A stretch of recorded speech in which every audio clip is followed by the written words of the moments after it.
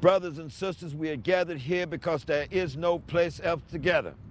Now, when in the course of human events it becomes necessary for us to dissolve the political bondage which have connected us with another and to assume among the powers of the earth, among the powers in your hearts, minds, and soul, that if you're dedicated to the liberation of the people, the liberation of the black community, Native Americans, Chicano people, all power to all the people, I say we should move forward.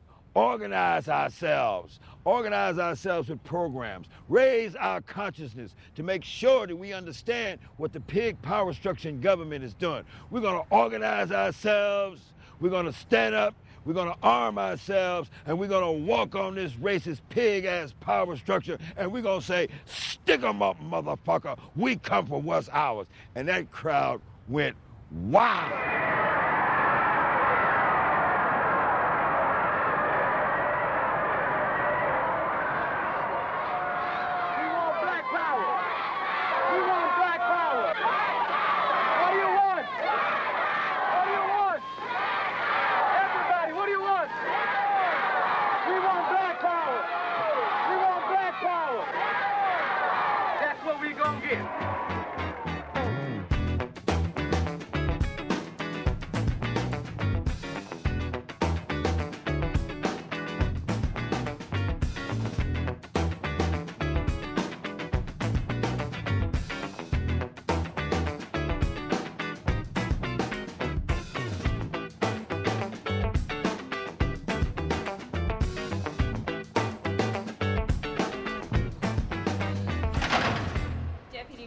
We're here today with Bobby Seale, who's a member of the Black Panthers. He was held in custody in this jail down around the corner in what is now Sick Bay number 1 and 2, almost 30 years ago, 1969 and 70. And he's here taking a walk down memory lane. I see. Thank you for letting us in here. No problem. Things haven't changed much, I'm sure. Okay.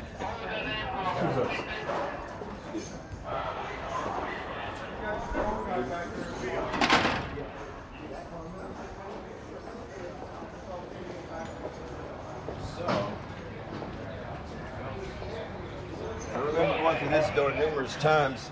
This is a visiting area. Every Sunday was visiting hours.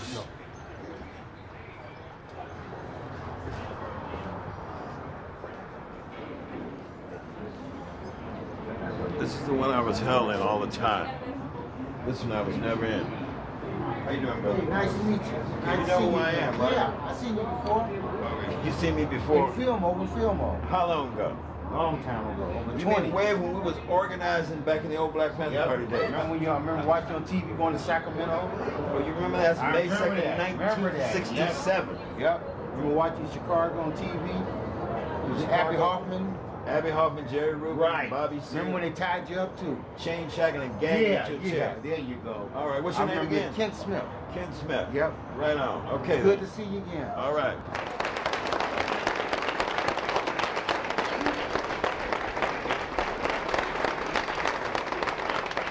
I probably only spoke to brothers in prisons 3 or 4 times since 1978. But I'm honored to be able to be here to rap with y'all, give you some idea what some of that history was about. A lot of conservative-type politicians, what they tend to do today is still try to paint the Black Panther Party as an organization that, in their minds, believed in violence. Not true.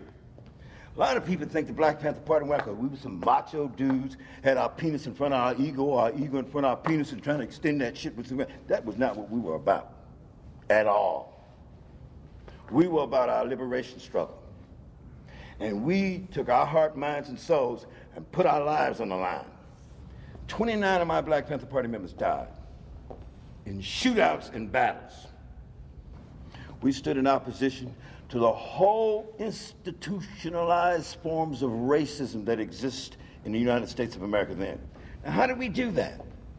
Why is it that we went out in the streets with law books, tape recorders, and then, under California law, we started it right over there in Oakland, California, legal shotguns in the street to observe police officers carrying out their duty. We were so damn legal in that first 6 months of patrolling policemen, with shotguns, rifles, etc., law books, tape recorders, well disciplined the way we set it up. They couldn't even arrest us for the guns. The cop says, well, they just can't have a gun.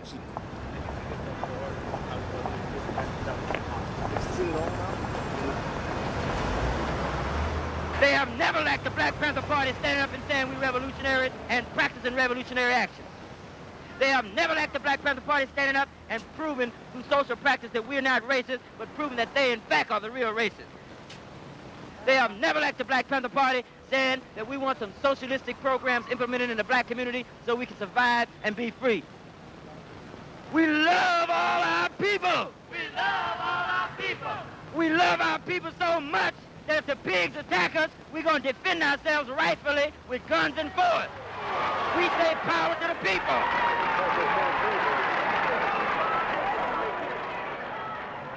Where are we? This is not your home. Let's not deal with where we are and what is or is not my home, okay? That's my one request. We're not going to do that, okay? But I'd like No, I don't want to talk about where we are and where it is not my home and where my home is, okay? So why don't you, like, for example, want a film crew in your house? It's like my house is the one place where I can be completely free, completely secure, completely uninvaded. I have spent an enormous amount of time having people spy on me, follow me, try and kill my husband, make threats, send me threatening mail, open my mail. I've had camera crews in my house. I've been on press conferences. So I find all that unnecessarily exhausting. And I seek the most remote, inaccessible, quiet, distant place to actually live. And one of the things I don't want is I don't want uninvited mail, I don't want death threats, and I don't want camera crews. And you may not understand it, but they kind of go together.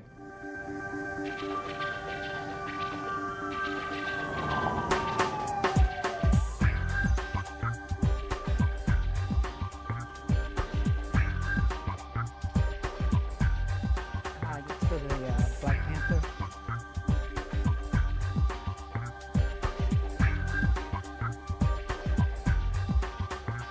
What do you think? No, that's no problem. Okay, let's do it. I'll be the moderator. You know what's As if I don't know my own passport.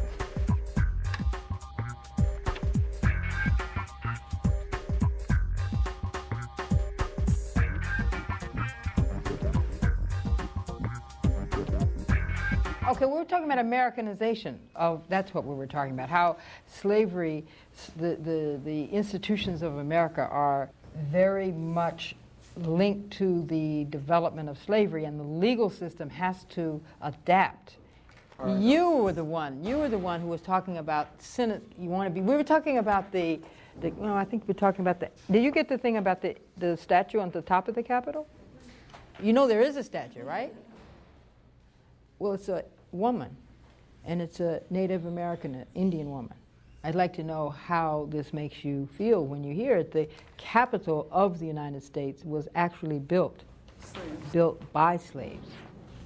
I mean, I think it's further reinforces the idea that our Declaration of Independence and the Constitution and the phrases "all men were created equal" simply were understood to mean something other than precisely what they said. Given the present stereotypical view of people from African descent as fundamentally inferior, then, that creates a problem. Everybody knows that all the people don't have liberties, all the people don't have freedom, all the people don't have justice, and all the people don't have power, so that means none of us do. Provide the leadership to the people's revolution so he can take this country and change it. Turn it upside down and put the last first and the first last, not only for black people, but for all people.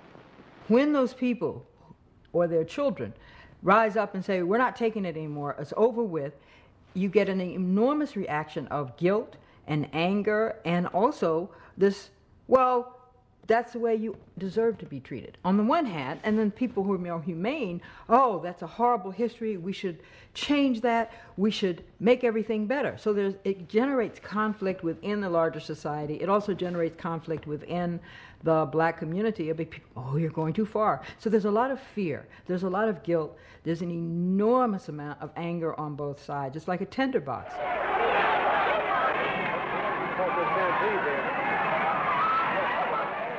This is the pig pen where the racists and the oppressors plot their genocide and their crimes against the people. And I have a special little word for Ronald Reagan in the morning. Fuck you, Ronnie Baby.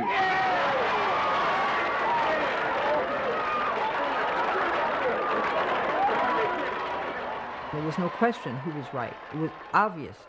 The effort to eliminate segregation was the only right thing to do, and I had to be a part of it. And it took me quite a few years, but once I got to be a part of it, the people that you work with are so extraordinary, so brilliant, so talented, so charming, so exciting, so handsome. I mean, I couldn't imagine a better group of people to spend my time with. So you get caught up in being with a group, feeling you're doing the right thing, learning so fast, developing so many talents. There's nothing more exhilarating.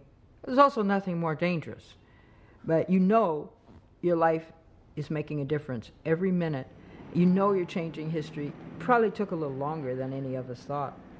This brother here, myself, all of us were born with our hair like this, and we just wear it like this because it's natural, because the reason for it, you might say, is like a new awareness among black people that their own natural appearance, physical appearance, is beautiful and is pleasing to them. For so many, many years, we were told that only white people were beautiful. Only straight hair, light eyes, light skin was beautiful, and so black women would try everything they could to straighten their hair and lighten their skin to look as much like white women. And the black men would, let it be known that they thought white women were beautiful, and they'd say they didn't want any ugly black woman with short hair. This whole thing. But this has changed because black people are aware, and white people are aware of it too, because white people now want natural wigs. They want wigs like this. Dig it? Isn't it beautiful? All right. Black is beautiful. Free hood.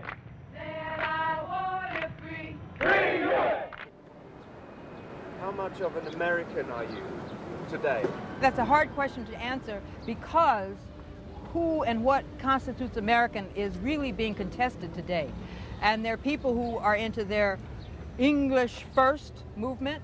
There are people who are into the multicultural movement. There are people who are into the white Christian Aryan nation, the Nazis who want to attack ZOG, Zionist occupation government, and there are people who want to have independent black states. I'm not going to answer that question. You know, what kind of American are you asking about? I'm an American who teaches, who writes, who votes, who believes that democracy is something that people participate in, that the corporate structures aided by government have taken over the power of the people, and that the people in this country have to fight to get their democracy back, that it's being taken from them. I'm that kind of American. I'm a Democrat with a small d. They call me Bobby Seale, the icon from the 60s, and I guess that's what I am. Fine with me.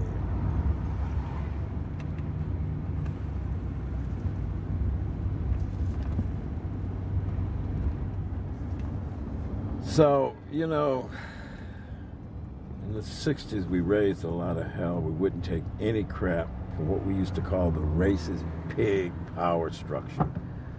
I mean, it was like, we'd rather be dead in our grave than ever be a slave again. The exploitation, the oppression, the institutionalized racism in America, you cannot make us afraid. I mean, don't get me wrong, you can get in fearful situations, but fear would not run us. Fear was not going to run me.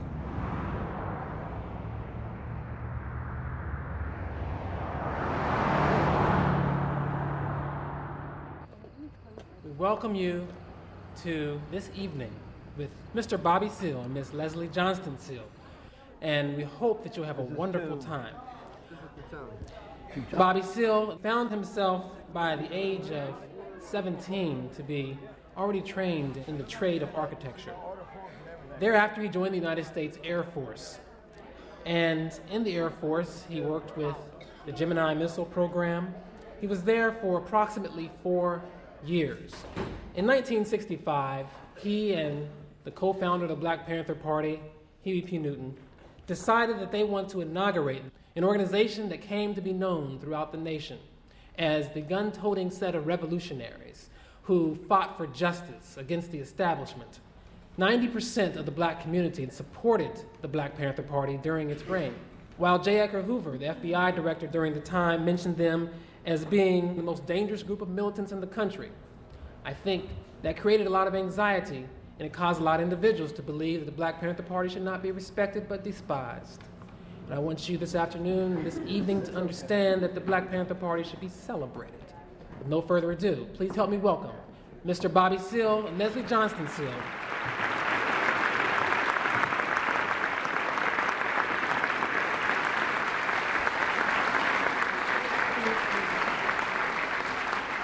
Hi. Good evening to all of you. My name is Leslie Johnston Seale, and my husband Bobby and I would like to thank you for inviting us to Shippensburg University. We will have a question and answer period after Bobby, but right now, I would like to present to you the co-founder of the Black Panther Party, my husband, and my very best friend in the world, Bobby Seale. Thank you.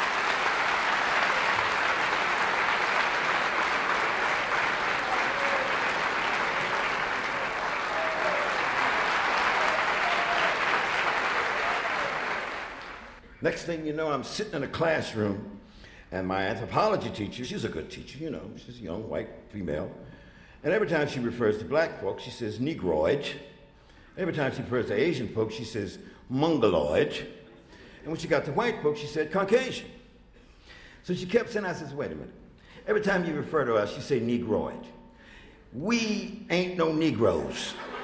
Because I'm using my double negatives, I kept up with those. My point is, where you keep using Negroid? I said, in the hard side, Negroid. And then when you go to Asian folks, Mongoloid. Then when you get to the white folks, you got Caucasian. So I kept interrupting the cast and asking her, saying we have to come up with some correct social science references concerning black folks in this country, and I think that we should do that. Blah, blah, blah. So finally one Friday evening, she says, okay. And Huey says, can I say something, please? In your name? He says, I'm Huey Newton. I'm a friend of Bobby's there. He says, I've been listening very attentively, and I think that if we could come up with correct social scientific reference here in this anthropology class, and I heard that Bobby said that that's what you're insisting upon, I suggest Africanoid as opposed to Negroid. And he sit down.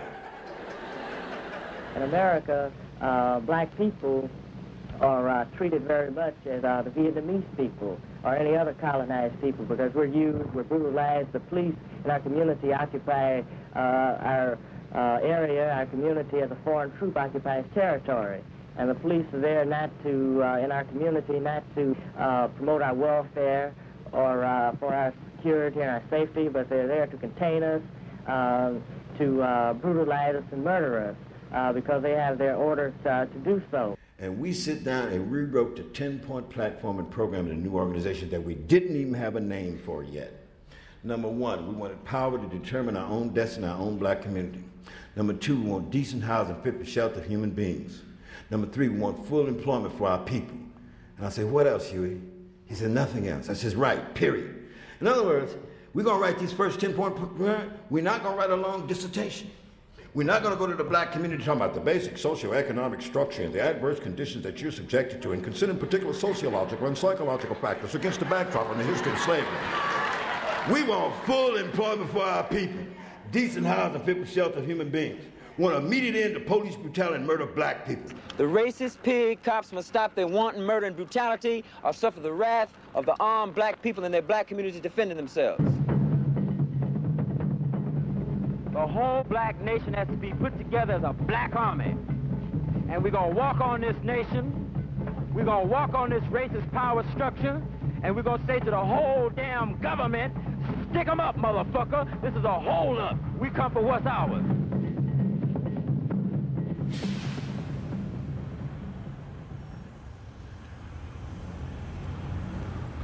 Let me have a computer pick, $5 worth for the Keystone. $5 Keystone. Computer pick.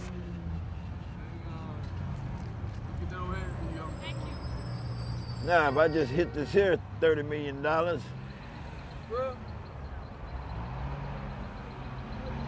I hit this $30 million, I can use half of it after taxes to open up the Environmental Renovation Youth Jobs Project. I put $10 million at a low in it. That would be a community-controlled economic development project. So what's these boys doing around here?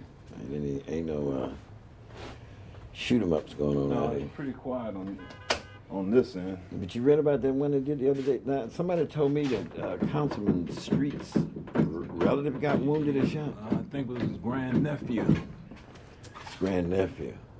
Damn. Because they, what, a drug tough war or some crap? That's what it was. Man, ignorant son of a gun. I'm tired of them. Sick and tired. Like we used to say a long time ago, there's the lyrics out of a poem that was written by my buddy Marvin Jackman. He gave it to me to play in a play. And some of the lyrics go, tired, sick and tired of being sick and tired. Or the masses asses. Cool, said the master to the slave.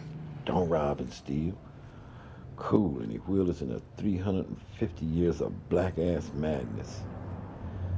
And then when I see the 10% of the brothers and the sisters out here, not sisters, mostly the brothers, young brothers, who have no political consciousness, running around here shooting and killing each other over some drug turf or over some tennis shoes, or because you dissed me, you know, I get like so tired of it. Then I get 60 years old, and I don't have a lot of time I can put into, or don't have the money or the access to the resources right away to create a real jobs program, you know? I understand. But,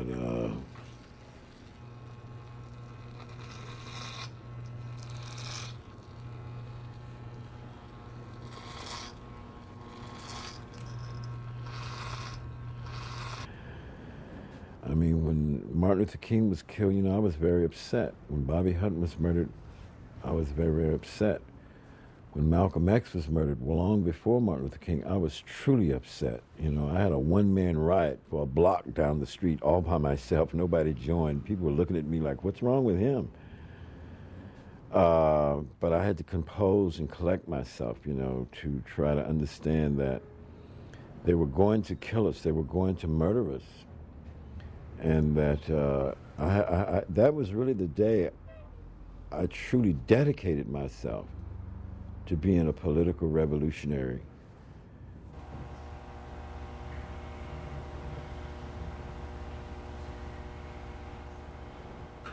Now I want you to mentally get up from this place and step back through the screen to the theater of your mind.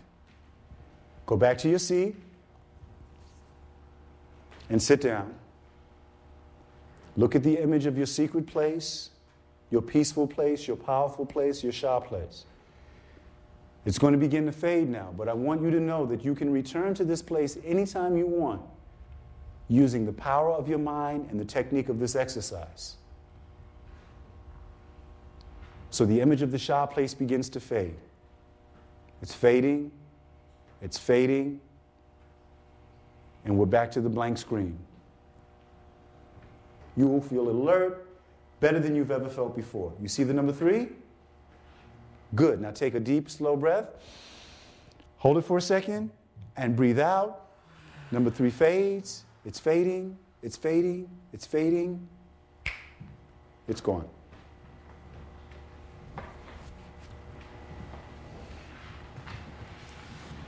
All right. How we doing? We lose anybody? Sometimes we lose people.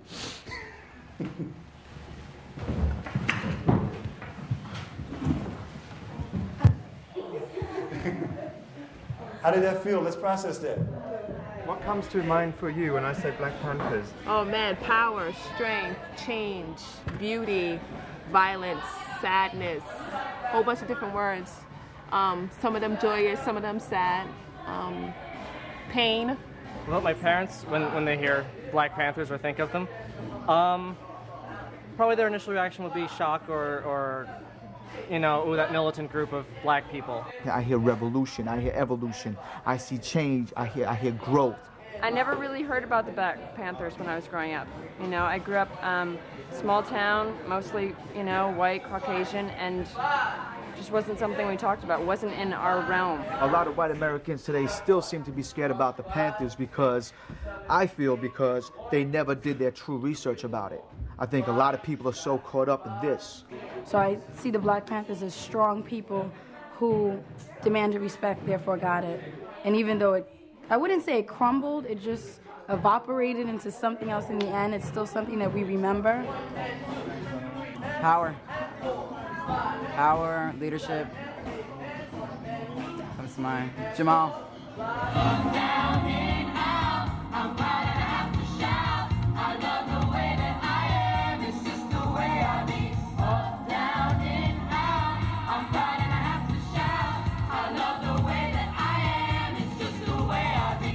Sometimes I'm up and sometimes I'm down, some miles and frowns. Big baggy jeans and a voice that carries for miles around.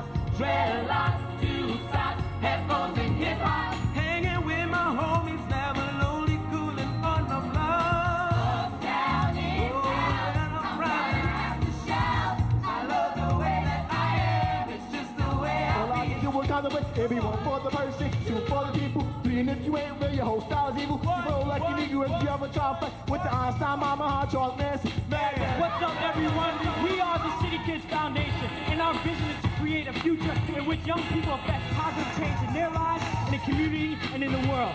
We can't do it alone. We need your help. We need everyone on this one. So 1, 2, 3, sing it. Come on. Up, down, in, out. Sing it again now. Up, down, in, out.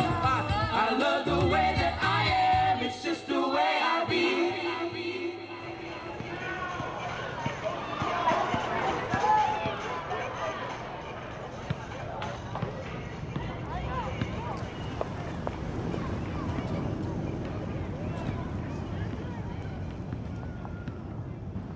Sometimes poems and poets and poetry seem like such bullshit to me. Like a muscle-bound bodybuilder who can't fight a lick, or a sleek, fierce-looking nuclear missile that's been disarmed. I mean, the word sounds slick. Can they fight? Can they kick baby rednecks with bulletproof fantasies in their Rambo asses? Now, my artist friends tell me to move away from the 60s. Calm down. Relax, they say. Get a little more personal, they say. Trade in those John Coltrane, Amiri Baraka-inspired revolutionary rhythms for some 90s style fusion music. But you know what? It's never been personal with me. You see, my life canvas has been painted with dreams of warriors and scholars and revolutionaries, and it was hollow. Now, the charisma put a black beret on my head, but you see, it was the pigs who made me a Panther. You see, we held too many babies made sick from lead paint and rat bites. We saw too many people get gunned down. We got locked up and beat up and shot up too much for things that we just didn't do. At 15, it was a belief. By 16, it was war. And the only dream left was to die in battle before the next birthday, just like young Jonathan Jackson. And it was never really personal with me. All through the lost years, the revolutionary years, the struggle years, the prison years, the acting years, the off-Broadway years, the karate years, the drug years, yeah. Even the drug years were just an attempt to self-medicate and numb those post-traumatic stress blues that only veterans of their wars are supposed to get. See, we're pretty that way. Even when we're ignorant, we're pretty people that way. We get into heavy debates about killer bees and glasnost and can't even see that we are stage 2 victims in a 3-stage plan for genocide. So I guess I'll finish this poem, conscious that the words can only be a beginning. I'll dry my tears. I'll pat my scars. I'll take stock of the years. I'll kiss my wife and children, and I'll head out the door. And this time, it will be deeply personal. That's a poem called Liberated Territory, written my first 2 weeks home after spending 6 years of a 12-year prison sentence in federal prison for my activities in the Black Panther Party. I'm Jamal Joseph. I'm a warrior, former Panther, creative artist, husband and father, and poet.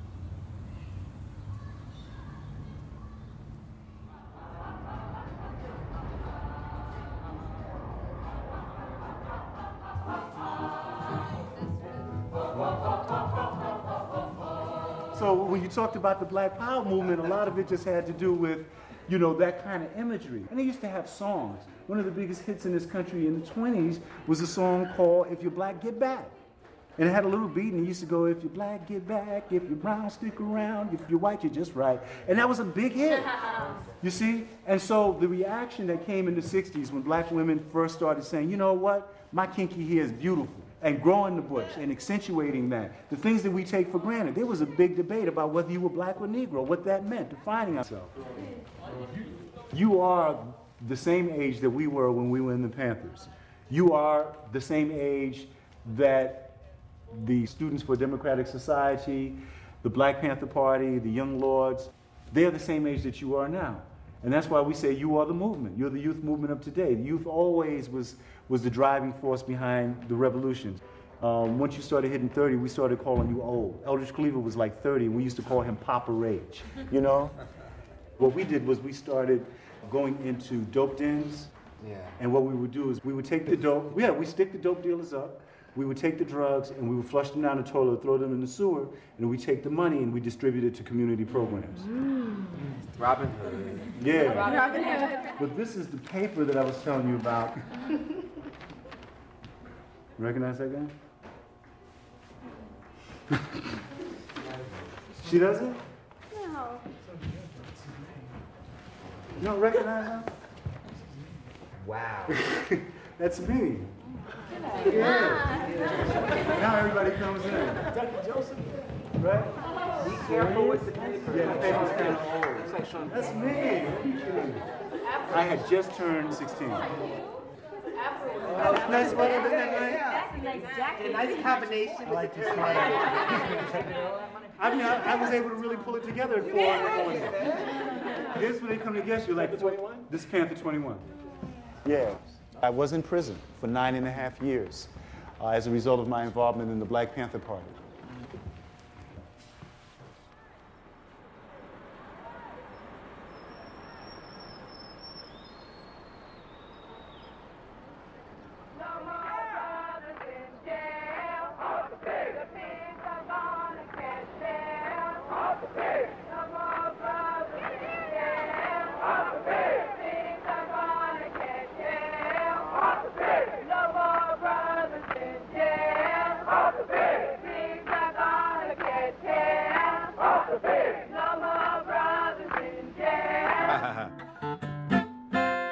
No more brothers in jail. All pigs gonna catch hell. No more brothers in jail. All pigs gonna catch hell.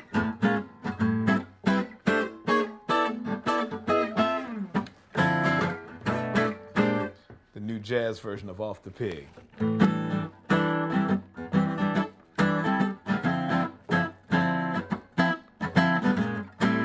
No more brothers in jail. All pigs gonna catch hell.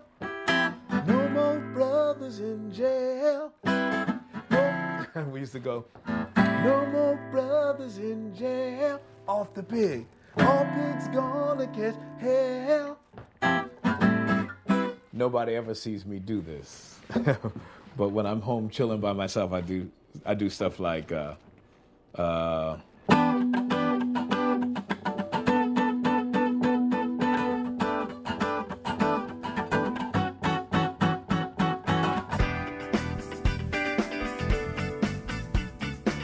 Damn, it sounds just like it.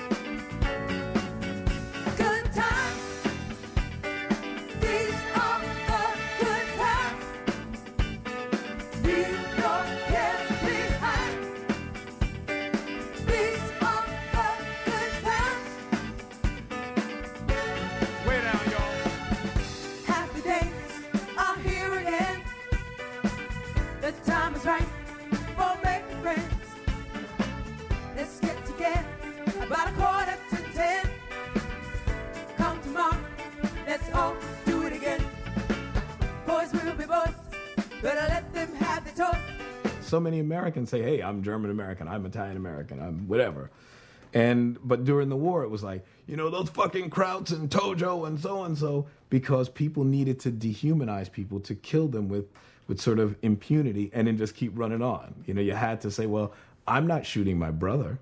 I'm shooting this horrible enemy.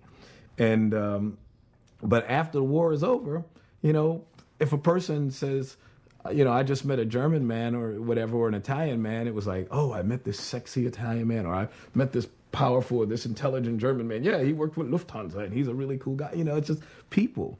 But still, when whites are talking about blacks and the door is closed, it's still like, oh man, now we got to come in and listen to these fucking niggers again. And it's like being at war. It's dehumanizing a person, so either you can, maybe it's not as blatant as killing them, but you feel okay about not giving them the job. You feel okay about just like treating them poorly. You feel okay about holding them to a lower standard than a white bro. Well, the niggers, well, we'll let him do that. It makes it okay. And it continues to make it okay as long as you have those bad words for people, especially that you sort of can use so freely when you're describing the enemy.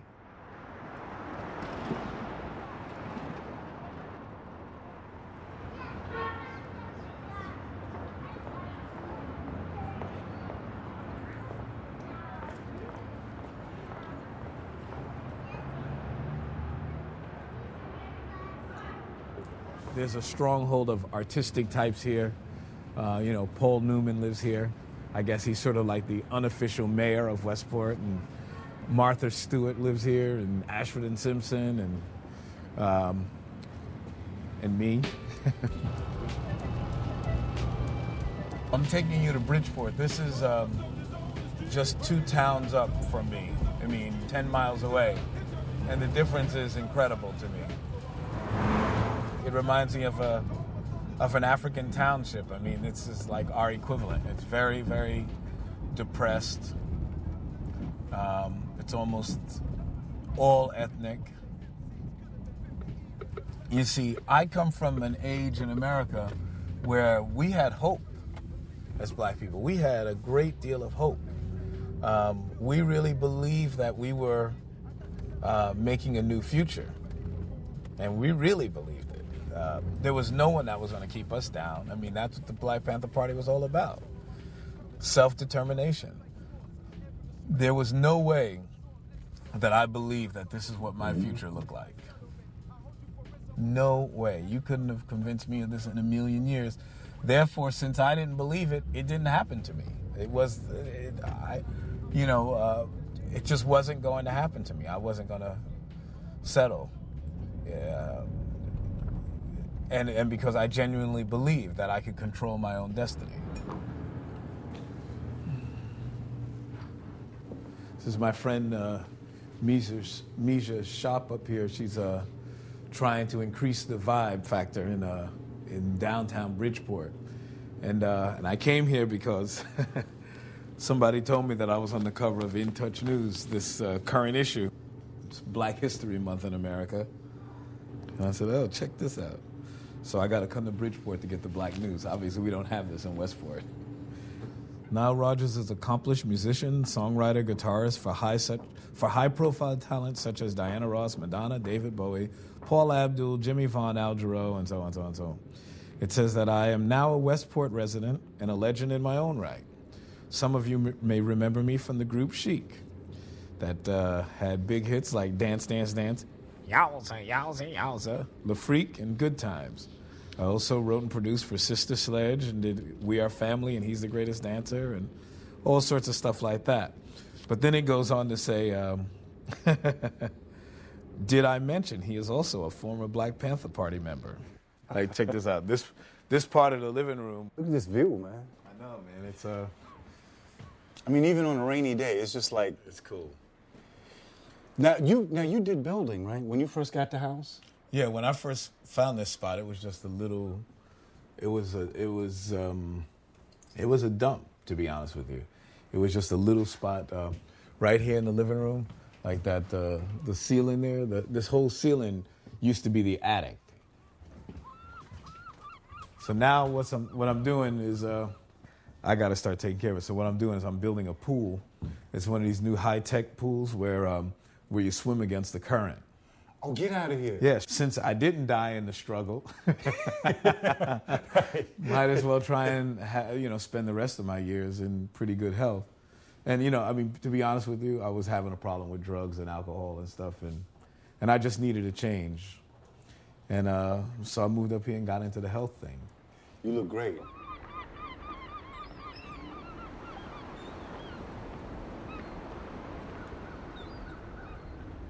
You were the first real Panther I saw, because the way I got into the party, I was actually running with renegades. I didn't know that they weren't real Panthers. I was running with these guys who were shaking down little grocers in the neighborhood. They go to like to the little delis, and right. There'd be the old mom and pop guys, and they'd come in and say, "Hey, we're the Black Panthers. Give us some money." And these old people were going, "Y'all the Black Panthers? I saw you on the news," and give them. And I was like, "What the fuck is this?" Right. But I didn't know. I mean, to me, they were Black Panthers. And then when I get to Harlem, and there's no one up in Harlem that I knew. I'm like thinking, well, wow, where are the guys that I know? And I meet you, and you tell me, okay, go over here and stand security, because Sister Betty Shabazz was speaking, and I'm like going, that's right. I mean, you were the first person, and you were like, Power Blood. And I was like, damn, look at that. Now I'm in the real shit. I don't want politics in my music. I said, because I'm very political, and my politics are clear as a motherfucker to me. Right. So I don't want to write songs like "What's Going On" and "Rockets, Moonshine," and I ain't need to pay my tax. No, not in my music. I said, because I'm clear, and I don't want my message, my political messages, distorted by a good beat. That's not where I'm coming from.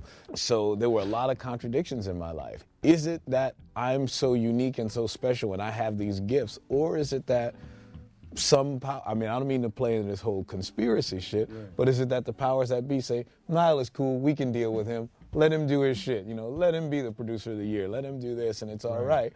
And yeah, we know he's a Black Panther, but it's okay, we forgive him because he can tap dance for us.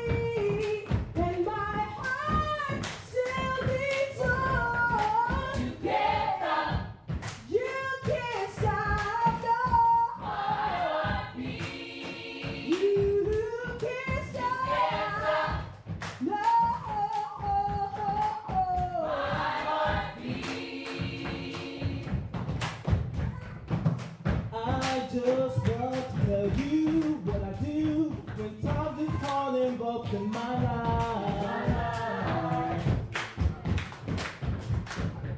That night we had been patrolling Badge 206 up on Telegraph Avenue for some 10 or 15 blocks. He turned off at the street around the corner here, and then when we got to that street 2 blocks later behind him, came down the street, he was sitting under the stop sign with his lights off. So we said, there's that cop. And so we turned in front of him. As we turned in front of him, he flashed his headlights on and his high beams on. And naturally, I'm holding a shotgun, and you could see it through the window. I'm holding Huey's shotgun in my left hand. We turn around and come down this street. Well, the police's light is suddenly behind us and flashing. Huey, I says, Huey, he's flashed his light. We might as well stop. And Huey says, no. I'm going to test the law. I could be colorblind, Huey says. And I says, okay. He says, let him turn his siren on. So as he came down, he bleeped his siren, and Huey stops right about here. And the police officer in front of his car was stopped here. And suddenly, as we stop, well, naturally, we're just going to give license. But the cop gets out of his car. Who the hell you goddamn niggas think you are? Get out of that car with them goddamn guns. Get out of that goddamn car. And the cop came up and grabbed our door, snatched it open, reached in across Huey to attempt to grab Huey's shotgun. But I was holding Huey's shotgun because Huey is driving. I'm pulling back. Huey hits the cop. Little Bobby Hutton's in the back seat. He tries to hit the cop with the butt of his gun. And then Huey gets his feet out and kicks the cop out, grabs his gun. I come around the front with the .45. Little Bobby Hutton goes to the back of our car with his M1. Huey is out. The cop is stumbling back, wanting to go for his gun. Huey says, go for it and I'll blow your brains out. I'm over here and I says, you come up here from Tallahassee, cut, shoot, when come from 10 miles north of Mule Creek Junction, thinking you're going to brutalize us in our black community. You're going to get your ass killed out here, you racist son of a bitch. Black folks are coming out of this house. The cop says, come on out, folks.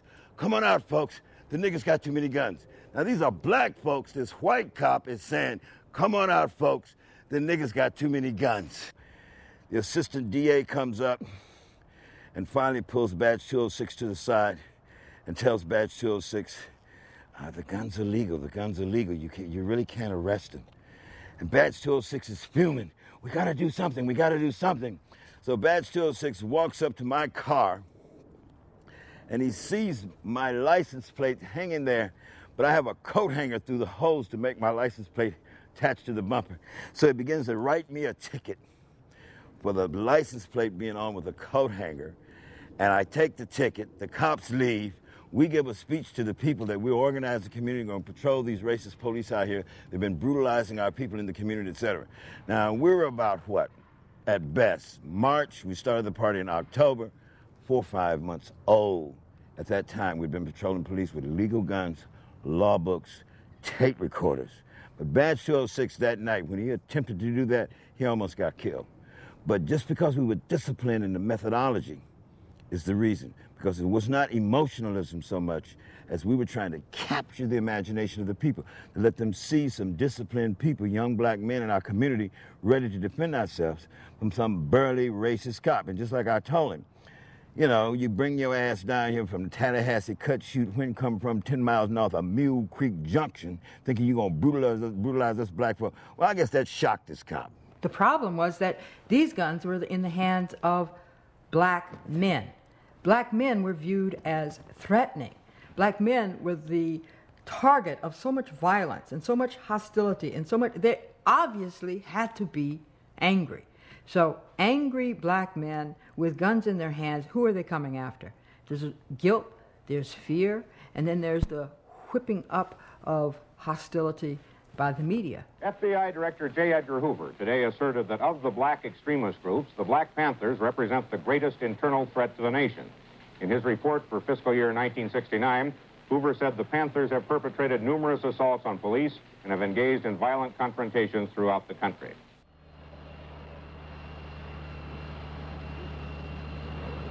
Oh, a bunch of people. Well, and the people, they got to be organized. Well, they got to be so organized They got to have the guns with them. They got to be in a way where they understand what the pig power structure is doing. They got to understand that it's a revolutionary struggle going on. They got to understand that we want some proletarian power, some workers' power. And they got to understand that we don't want no pigs, and we don't want the pig police forces, and we don't give a damn whether the pig police forces is part of the police.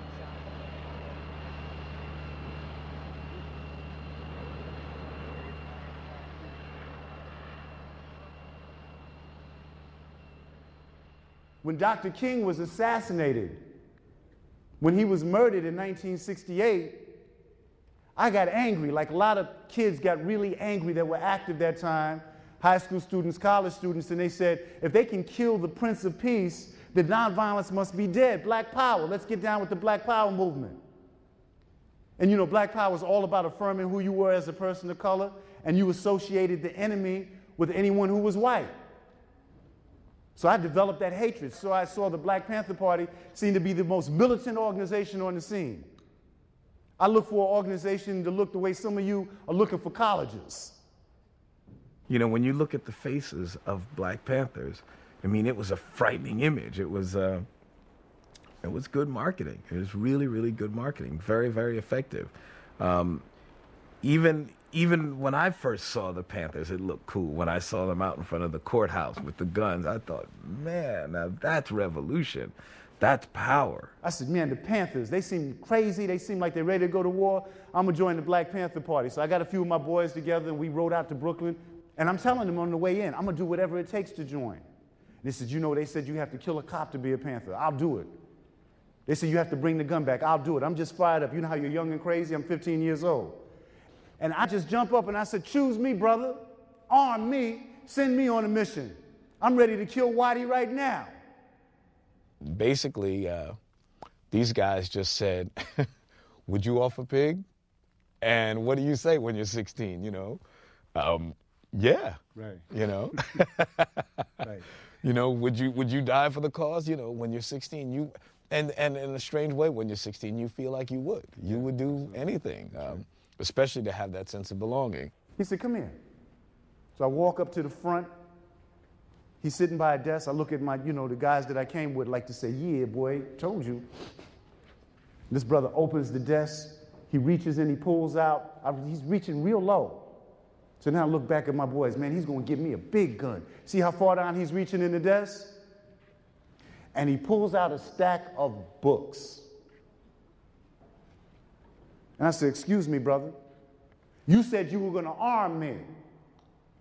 And he says, excuse me, young brother, I just did. First weapon. Come on in, little brother. Come on in, little sister. Y'all can sit down and get something to eat. Y'all take off y'all coat. We need some more stuff out here. Sit down, man. Everybody gonna eat. Y'all can eat as much as y'all want to. Right on. Who wants a plate? You want cereal? Who all wants cereal? 1, 2. Who wants cereal? Raise their hand. Anybody want some milk? Children would start coming in about 7:45, and we'd feed them, and they'd entertain us, and we'd educate them. You know, you couldn't leave there without a political education session, you know. Talk about Huey in jail, we must free our brother, you know. I was what they call a rank-and-file party member, and that was, you know, as I say, typical day. Get up about 5 during the week. You bathe if you have a chance. I always did comb my hair, though. I didn't like the uncombed hair look. But anyway, and you get the food from the refrigerator that you got donated the day before. Because, you know, you'd have to go to local store owners in order to get this food for the breakfast program. So you go to the stores, you know, like a corner store, and you'd say, hi, you know, we have I'm a Black Panther, and we have a breakfast program. We feed children. Oh, I've heard of you. Yeah, well, listen, we could use some donations, my man, you know. So, you know, they might give a pound of bacon here, a dozen eggs here, loaf of bread there, and by the time you mix it all up, you know, going to various stores, you'd have enough. Panthers were economical. In other words, we knew that we had to save our energy to take care of stuff, so everything was direct and clear, and it was like, right on, brother, right on, do this, yeah, uh-huh, all right, brothers, well, them sisters over there, they gonna do this, now you take them brothers over here, y'all do this, you see those people there, go help me there, all right, on power, blood, yeah, all power to the people, Panther power to the body, you know, it was like, shit was just going, and it was like poetry, it was revolutionary poetry to me, and especially because I was so young and impressionable. Oh, really? Yeah. It, from what I understand, the breakfast program, at least in Oakland, they said they didn't have anything like that, and then the city implemented it after. Oh, yeah. There was no such thing. There was no such thing. Lunches, not even Is it breakfast. the same in New York? No, Bobby Seale was the one who said, look, we've got children, and he had a son. So these children go to school, and they say they can't learn. Well, hungry children don't pay any attention. We have to do something. And he said, we started in the church, St. Augustine's. It was a church that we had meetings in, and they had a social room with a big kitchen. So we started it in Oakland. I remember in New York when we first heard about the breakfast program, because the first one started in Oakland, and then we heard about that. And, you know, at first people was talking about, we don't do breakfast programs, man. We should be offering some pigs.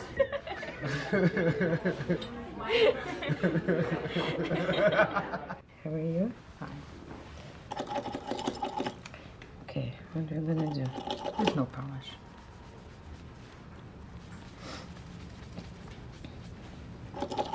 You like them square? You like them square or round? Yeah, and a little shorter. A little shorter. Okay. I never thought I would live past 26, 27. There were times when you knew it was your last day. There were times when there was no guarantee you get past whatever violent episode was in front of you. So for Jamal to have 3 children, for me to have 2 children and a grandchild, this is extraordinary. It's absolutely miraculous. And we're overwhelmed with joy that that's actually true. That's not necessarily the case in most families, but in these families, you know, there was a lot of obstacles before we could even get to the place of having families.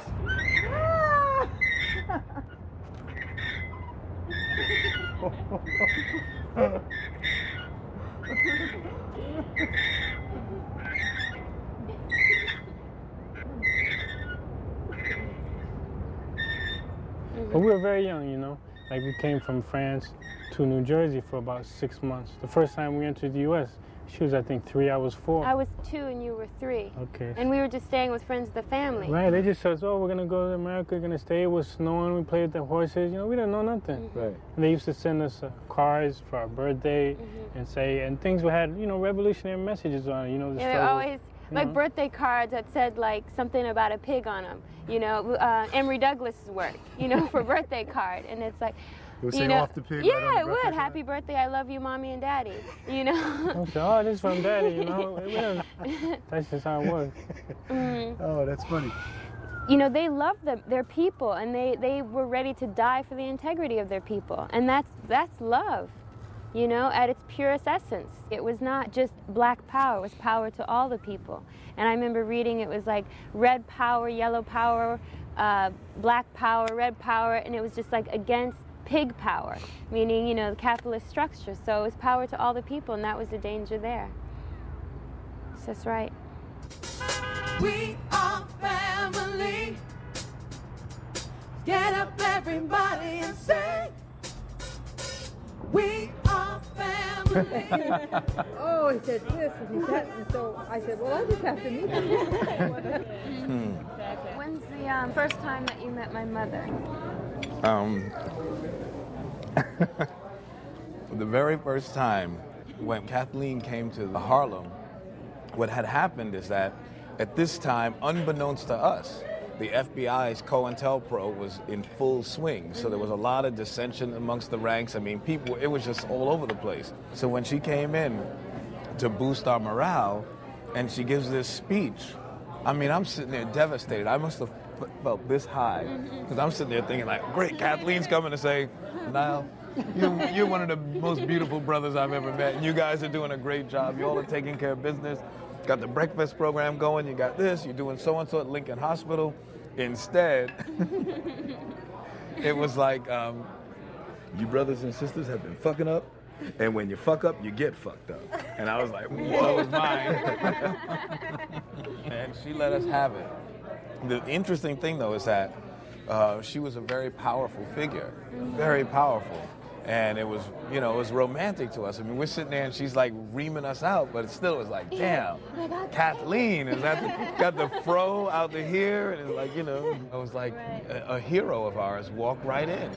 You know, it's funny too, because when Nelson Mandela came to New York, he came to New York and there was this big party down at De Niro's restaurant. And we were sitting there, and the thing that was amazing about this man is that he was so gracious. He went to everybody's table. He really tried to give everybody a little piece of just humanity and love. And he sits down at the table, and we're talking, and we're like, and he said to me something that just blew me away.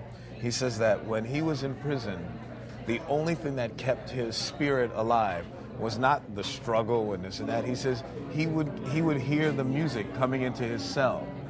And he would hear, we had this song called We Are Family by Sister Sledge. And I since found out that in South Africa, if a black artist did the music, it wouldn't be on the main radio station. So what happened is that they didn't know that Sister Sledge were black.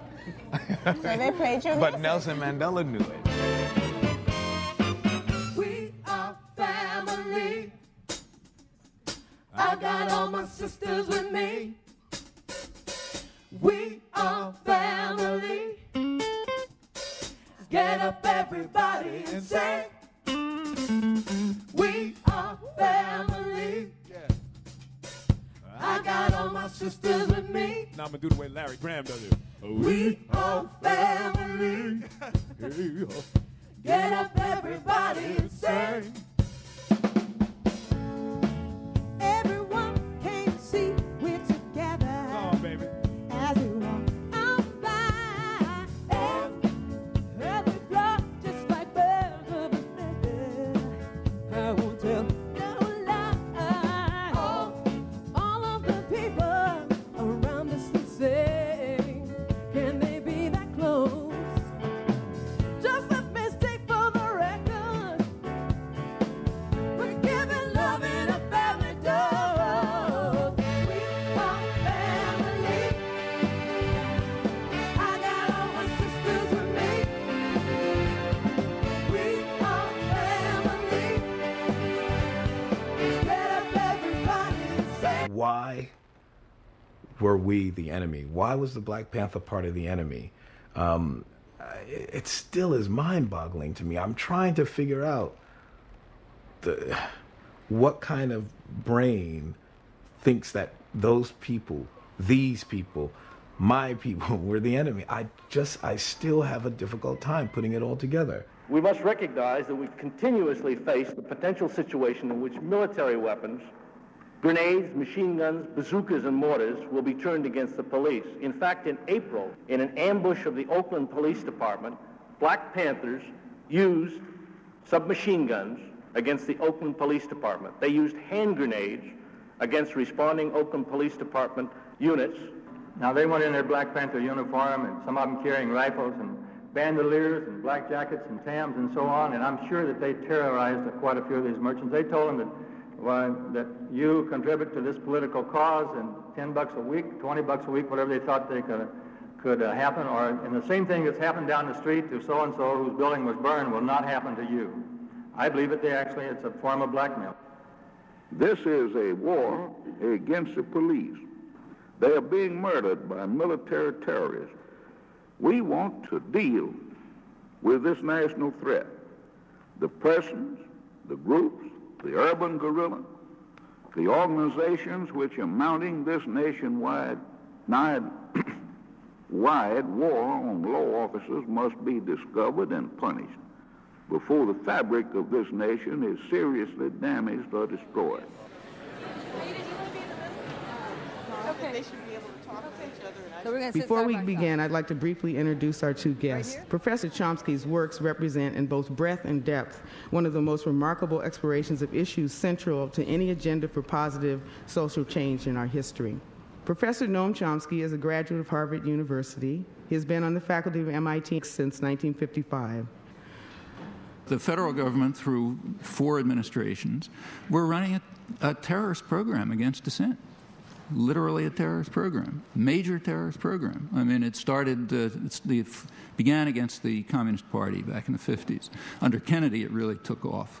Maybe the Panthers were the most viciously attacked. At the time, we now know a lot from released documents. At the time, according to the FBI, the Panthers had 800 members. But they were devoting enormous efforts to destroy the party because it was doing things like running free breakfast programs in churches and things like that.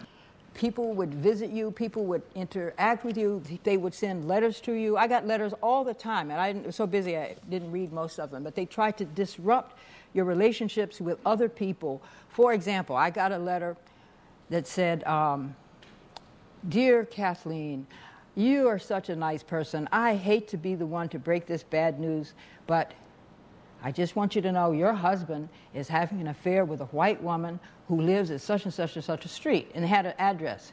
And then it was signed, "A soul sister." So I said, if you won't tell me who you are, why should I believe you? And I threw it away. I mentioned to William Kunstler, very, very dynamic lawyer, that incident, just in passing. And he said, "Yeah, my wife got those kind of letters too, but she believed them all." And so they did all sorts of little insidious, petty things to make you not trust the people you lived with, to break up marriages, to destroy people by killing them, to destroy people by having them arrested, to destroy people by making you think that they were a police agent when they weren't. And it reached the level of outright political assassination.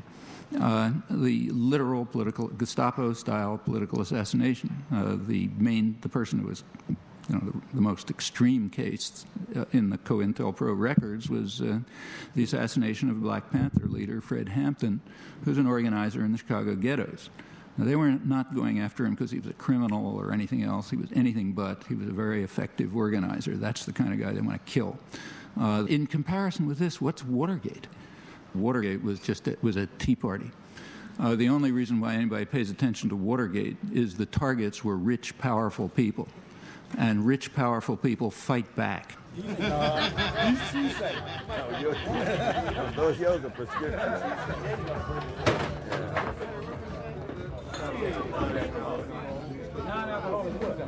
Alcoholic beer. Well, it's got 0.05% alcohol in it. You drink enough of that, you get drunk. Huh? And right on you. Hi. What's happening? Man, what you doing with yourself? All right. What you doing? You. Yeah, I know. All right, everybody's under arrest. Well, I'm out of here. This is Tyrek Armstead, Philadelphia police officer. He said 10 years. I thought it was 8. Of course, I've been knowing him before he was on cop street. But I like him because he's a straight air cop chasing these criminals down in our community, you know. But you remember one time you and I were talking about going and set up some revolutionary forces to help free South Africa. We were literally talking about that. What happened to that anyway? I don't know. I was going to call Jane You were supposed to hook that up. I was supposed to call Jane Fonda and some other liberals and people, ex-revolutionaries, to get us some money, and we would go over there and train, because Ty had been in the military, and I'd been on the military and the other, but he'd been on the real. Bobby and I had we got a lot in common, you know. So we was going to go over there and help train people to fight in South Africa. Go up in Zimbabwe, because Mugabe had taken over or something. Anyway, another time, another era. A lot more comfortable sitting here drinking this beer. Yeah, it is. My association with Bobby Seale initially started with my knowing more about him than he actually knowing me. At the time that Bobby was engaged in his activities, I was employed with the federal government and the FBI. And right on, come on. So I was with the Federal Bureau of Investigation in New York City, and he was, as Bobby stated, one of J. Edgar Hoover's pet peeves. So anytime Bobby did anything, we got notice of it. And this is past history, but his organization was infiltrated. And that was formulated by Mr. Hoover. He wanted to get somebody inside to watch what they were doing. And anytime Bobby tried to do something positive, it was always undermined. The only thing wrong was that he did not fit the stereotype. He was supposed to be a black man, and if a black man is trying to make change, he's trying to make trouble. And so, therefore, they had to set him up. The one thing that bothers me today is that the youth of today do not realize the sacrifices that this man made so that we can be where we are today.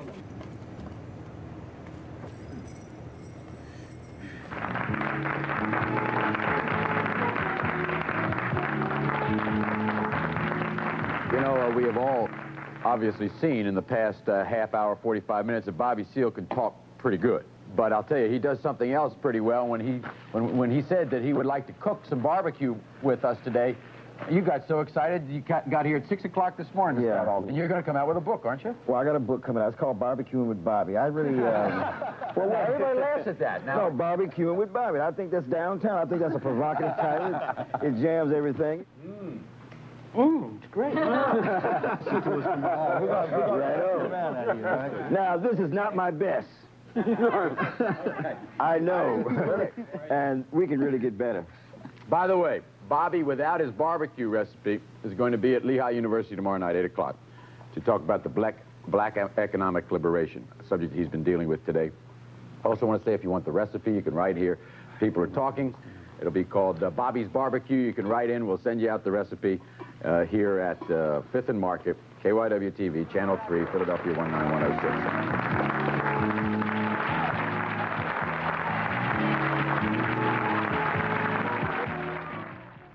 We were in jail at the Great Chicago 8 conspiracy trial. The food was horrendous. And at lunch, I would sit and say, damn, this crap they're giving us. I said, I need to smoke me some pork chops, you know. I need to barbecue me some ribs. I can barbecue. So all these prisoners are sitting around eating the sandwiches and stuff. And next thing I know, I'm talking recipes every day at lunch. Well, Jerry had 30 days to do, so we were in jail together, I guess about 20 days during the first part of the Great Chicago conspiracy trial. So Jerry comes up one morning and says, Bobby, I got an idea about those recipes you've been talking about. And the next day he says, man, you need to write a cookbook. If you write a cookbook, I says, man, this is a revolution. I don't have time to write a cookbook. Anyway, I'm in jail. I'm on death row. These son of a guns are going to transfer me here, take me to Connecticut, and put me in jail. You know what I mean? Try to put me in the electric chair. That's what it was. So he says, no, but a cookbook would be great. Well, that's what happened. So years passed. The party was over. I was out in Denver, Colorado, doing my own radio show, the Bobby Seale Show. And Jane Fonda came out with an exercise book at the time. This is in the very early 80s. And I was talking on my radio talk show about how to raise funds, and people were saying that it was hard to raise funds for programs like we had in the 60s, etc. I says, I know what I'll do. I'll do like Jane Fonda did. I'll write a barbecue cookbook. I'm here to meet Willie Barnett from HBO. Thank you.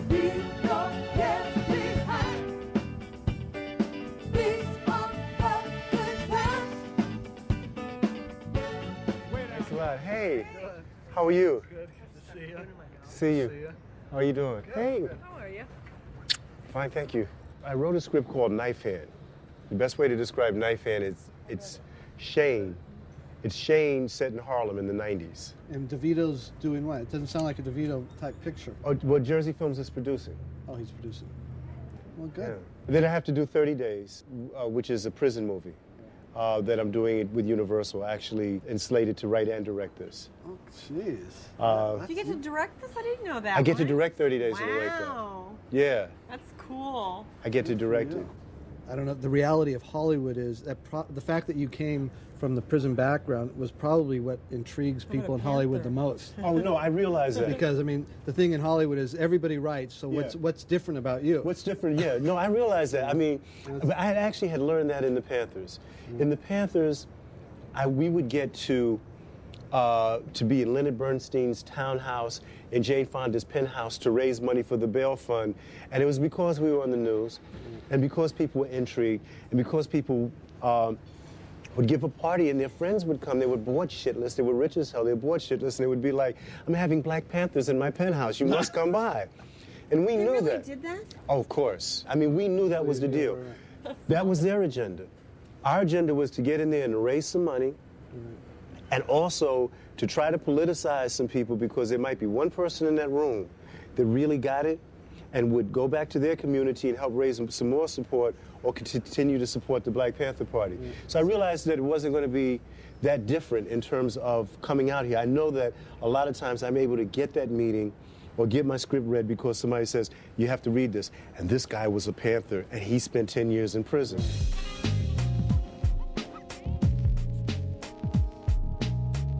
I had a period after the party and after my first trip to prison where I was just zoned out. I went through a period of just being stoned every day, cried at night, couldn't sleep.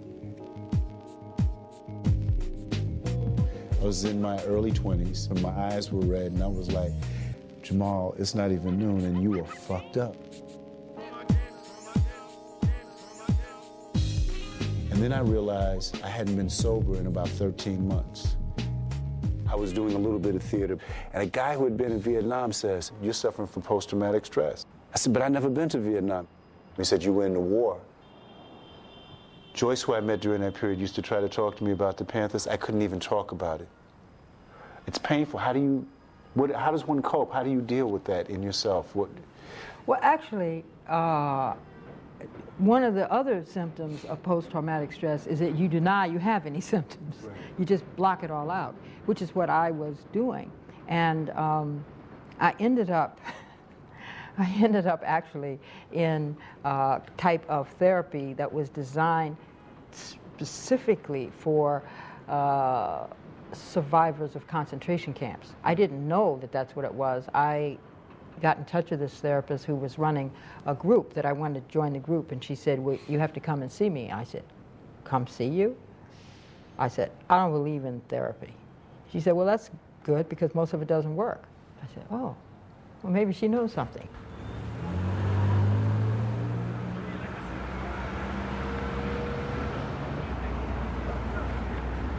You sell black berets?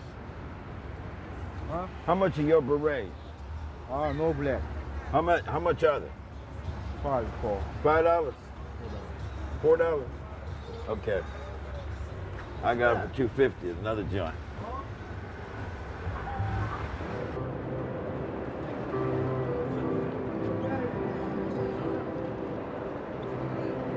What's happening, lady? It's all good. So good to see you.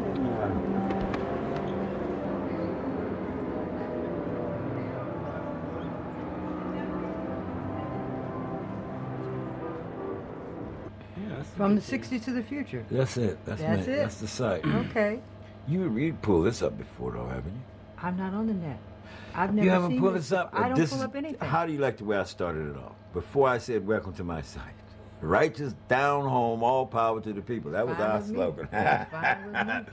Then I said, that, to a future world of cooperation, we have no racism, no idiotic male chauvinism, no ideological terroristic stupidity, no xenophobic isolationism, dumb criminality, nor avaricious exploitation allowed.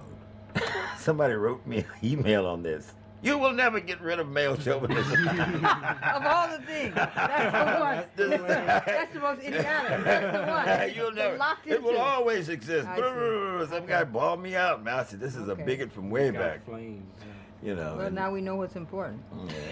Now, my suggestion is, one, you should have better captions underneath your pictures. Let's hit the tour again. Have better captions really describing what we're seeing. Okay, son. You could talk about the uniform. Why the black leather coats? Why the berets? Why so many of the things that you did? What was the symbolism behind a lot of the things that happened in the Black Panther Party? I think a lot of that gets lost in the message, the symbolism, yet I still think that's very, very important. The Egyptians, they created symbols. Why did they create symbols? Okay. That's a part of our history, it's a part of our legacy, it's a part of understanding and communicating from generation to generation. And I think... Why these kids are so smart? They're smarter than I was. Knock me out. So... I mean, you can articulate, and I understand everything he's talking about. You know, you're right. You blow my mind. So we got Huey here, and this Albert Big Man Howard. This is myself, Bobby Seale. This is Sherman Forte. This is interesting. Bobby Hutton is dead. Yeah. And Reggie is dead. And Huey is dead. And so Huey's that's dead. half of the original. Half the originals are dead. They're dead.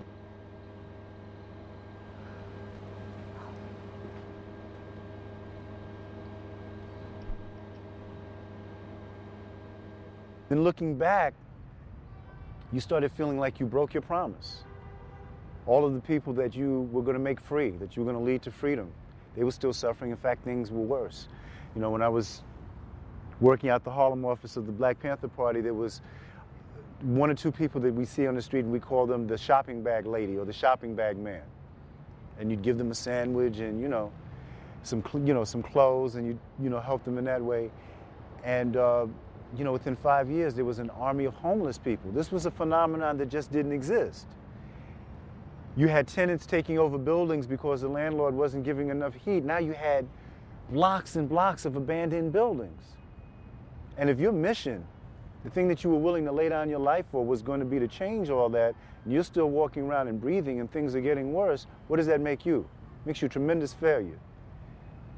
On a mass level, it makes you a tremendous failure. And if the young men and women that were your comrades, your brothers, your sisters, your family, the people that you would eat out the same pot of food from, the people that you share the same bottle of water or the same bottle of juice or the same bottle of wine with, people that you slept in the same room with, if not the same bed, sprawled out on the couch in the bed in the living room. And some of those people were now dead because they followed this dream, maybe sometimes following your orders. They were dead. And the only thing that you had to console yourself at the time was that they died for the struggle. He's a hero, she's a hero. She died for the struggle. And then you look back over your shoulder into the past, 3 years, 4 years, 5 years, and you see that nothing has changed, that certain things have gotten worse, then you have to admit to yourself they died in vain. And you were part of that vanity.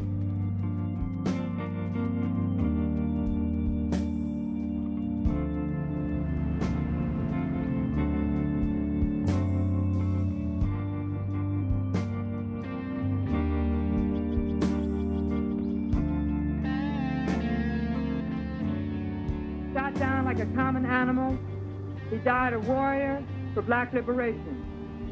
If the generation before him had not been afraid, he perhaps would be alive today. Remember, like Solomon, there is a time for everything. A time to be born, a time to die, a time to love, a time to hate, a time to fight, and a time to retreat. In the name of brotherhood and survival, remember Bobby.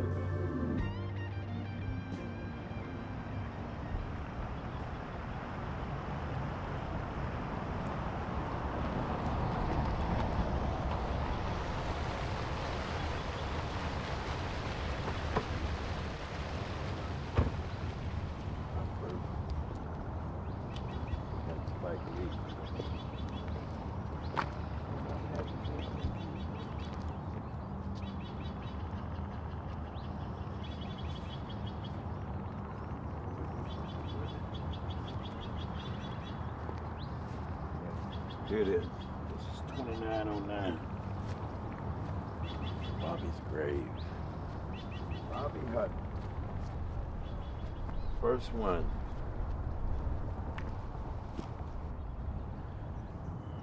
I mean, I think, what was it? She came out and he wouldn't take off all his clothes. Elders told him to take his clothes off when the police demanded they come out of the house. And little Bobby only took off his shirt, so he was naked. up. And then when he got out to the sidewalk with all the tear gas and all that stuff that shot up the house, somebody said, that's Bobby Seale. And somebody kicked him in the back and said, run, nigga. And the police shot him 10, 12 times, killed him.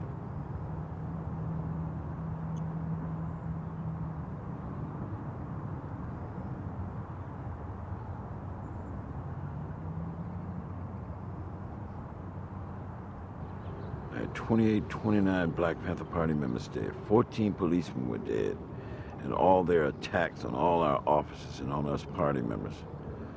But when I look back and measure the history of all the death, not only historically of black folks trying to get rid of slavery, get rid of this oppression, I guess it was all worth it. It must have been worth it in the 1960s when we died in the streets.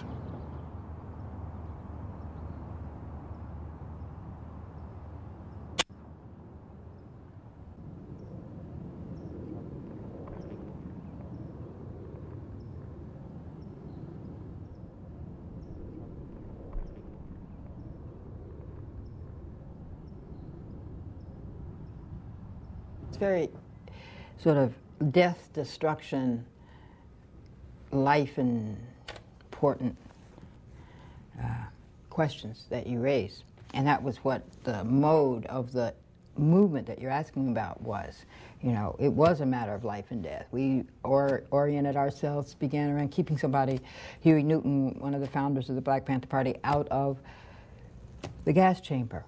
And as we proceeded, before his case got to trial, some of our members were murdered, and they continued to be murdered. So there's a lot of death there, which is not something you tend to joke about, although we did.